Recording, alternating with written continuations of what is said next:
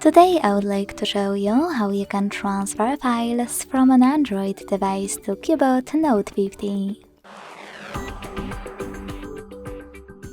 Begin by opening Play Store on both and getting free app called Send Anywhere. When it's ready, open it. Then to set it up, tap on the same options in both apps. Firstly, I agree and I acknowledge at the top. Then confirm, continue, and allow.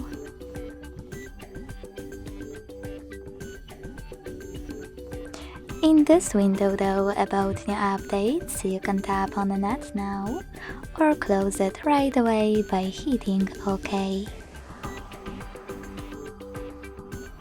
Now tap on your device's screens and select Send at the bottom left corner of your Android one. Then Receive right next to Send at the bottom of Note 50.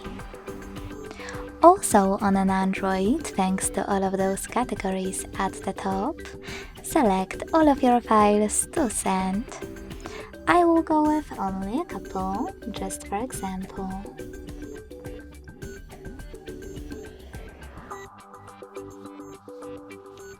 When you're ready, hit Send next to Selected at the bottom and hit Got it in Here's Some Tip pop-up. Now it's time to decide which connection way you want to use.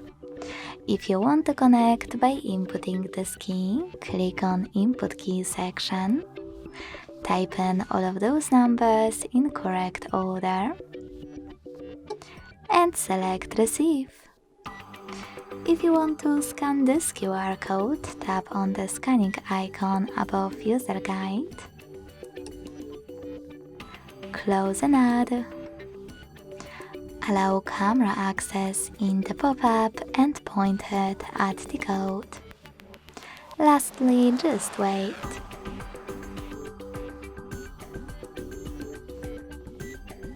As you can see, after that, all of my files were successfully sent. Thanks so much for watching. If you enjoyed this video, leave a like, comment and subscribe. Bye!